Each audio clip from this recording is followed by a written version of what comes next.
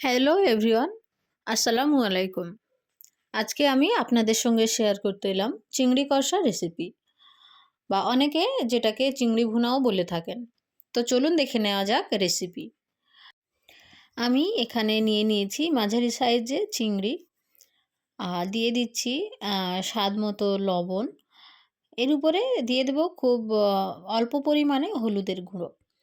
আর আপনারা যদি চান লঙ্কার গুঁড়োও দিতে পারেন, কিন্তু আমি ভাজাগুলোতে লবণ এবং হলুদ দিতেই পছন্দ করি।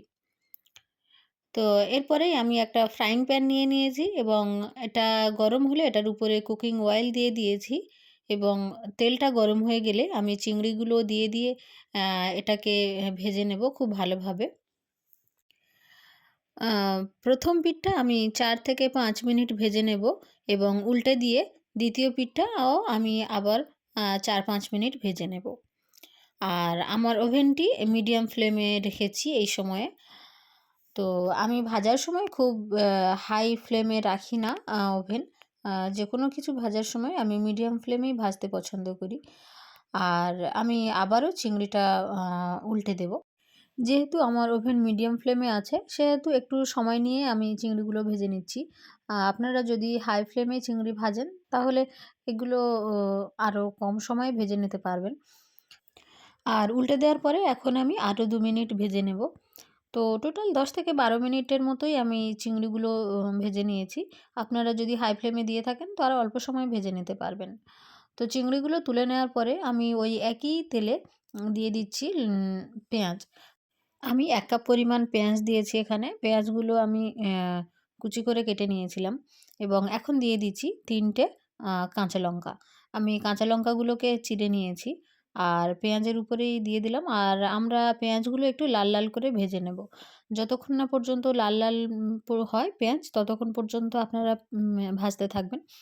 তো আমি খুব সুন্দরভাবে পেঁয়াজগুলো ভেজে নিয়েছি, দেখা পাচ্ছেন, এবং এর উপরে আমি ৩ টে কাঁচা লঙ্কা চিড়ে দিয়ে দিয়েছি। তো এরপরে আমি মশলা ব্যবহার করব। ১ চা চামচ আদা এবং রসুন বাটা আমি দিয়ে দিয়েছি। আমার আদা রসুন একসঙ্গেই বাটা আছে, সেহেতু আমি একসঙ্গেই ব্যবহার করি। আর এখন আমি দিয়ে দিচ্ছি টমাটো। ২ টো মিডিয়াম সাইজের টমাটো আমি কেটে রেখেছিলাম, সেটা দিয়ে দিচ্ছি। অনেকের কাছে টমাটোর পরিমাণটা হয়তো বেশি লাগবে। আ কিন্তু এই রেসিপিটাতে টমাটোর পরিমাণটা বেশি দেওয়ার ফলে রেসিপিটা বেশি ভালো লাগবে। আর আপনারা যখন ট্রাই করবেন, দেখবেন যে টমেটোটা দেওয়ার ফলেই রেসিপিটা একটু বেশি টেস্টি লাগে। তো এখানে আমি টমেটোটা দেওয়ার পরে খুব ভালোভাবে এটাকে কষে নেব, এবং এরপরেই আমি এটাতে উপরে নুন দিয়ে দেব। আর নুনটা দিলে টমেটোটা খুব তাড়াতাড়ি গলে যাবে। তো নুন দেওয়ার পরে আমি আ আবার খুব ভালোভাবে নাড়াচাড়া করে নেব, এবং এটাকে ঢাকা দিয়ে দেব ৪ থেকে ৫ মিনিটের জন্য। আর এটাতে এখন জল ব্যবহার করার কোনো প্রয়োজন নেই। যখন ঢাকাটা খুলবেন, দেখবেন অনেকটা তেল ছেড়ে দিয়েছে। তো ৫ মিনিট পর আমি ঢাকাটা খুললাম, এবং দেখতেই পেলেন কতটা তেল ছেড়েছিল মশলাটা থেকে। আর আমি আবার ভালোভাবে নেড়ে দেব। দিয়ে এখন আমি মশলা ব্যবহার করব। ১ম এই আমি দিয়ে দেব হলুদ গুঁড়ো। হলুদ গুঁড়ো দিয়ে দেব আমি ১ চা চামচ। আর লঙ্কা গুঁড়োও দিয়ে দেব ১ চা চামচ। জিরে গুঁড়ো দেব ১ চা চামচ। আর ধনিয়া গুঁড়ো দেব আমি 1/2 চা চামচ। ধনিয়া গুঁড়োটা একটু অল্পই ব্যবহার করবেন। আ এরপরে আমি মশলাগুলো খুব ভালোভাবে একদম একসঙ্গে কষে নেব। মশলাটা আমি একটু বেশি সময় ধরেই কষাবো।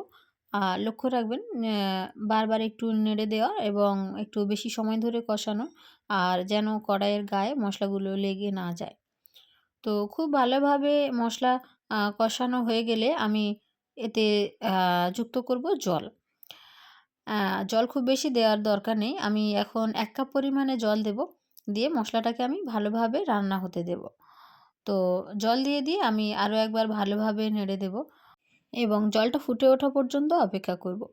জলটা ফুটে উঠলে আমরা এটাতে দিয়ে দেব চিংড়ি ভাজা। আমরা যে আগে চিংড়িটা ভেজে রেখেছিলাম, জলটা ফুটে ওঠার পরেই আমরা সেই চিংড়িটা এটাতে দিয়ে দেব, এবং ভালোভাবে একটু নেড়ে দেব। তো যেহেতু আমরা চিংড়িটা অনেক ভালোভাবেই ভেজে রেখেছিলাম, সেহেতু খুব বেশি রান্না করার প্রয়োজন নেই। আমরা মশলাটার উপরে দিয়ে অল্প সময়ে রান্না করে নিতে পারব। তো এরপরেই আমরা এটাকে ঢাকা দিয়ে দেব ৫ মিনিটের জন্য।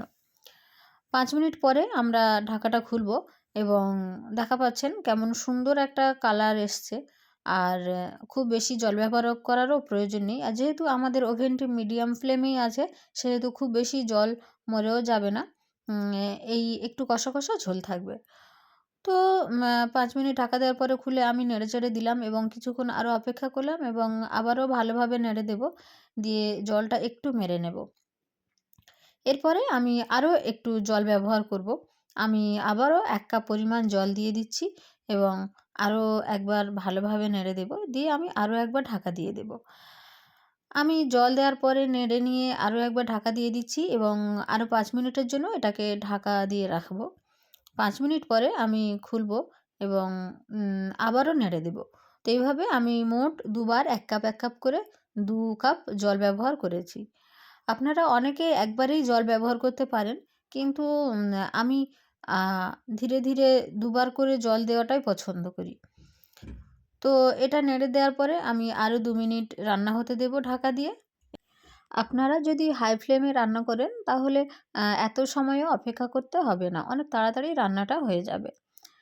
তো ২ মিনিট পর আমি ঢাকাটা খুললাম এবং দেখা পাচ্ছেন আপনারা এটা কেমন হয়েছে। আর এটাকে আমি আরও একবার খুব ভালোভাবে নেড়ে দিচ্ছি। আপনারা সবসময় খেয়াল রাখবেন ভালোভাবে এবং বারবার এগুলো গ্রেভিটা নেড়ে দেওয়ার চেষ্টা করবেন যেন গ্রেভিটা কড়াইয়ের গায়ে লেগে বা পুড়ে না যায়।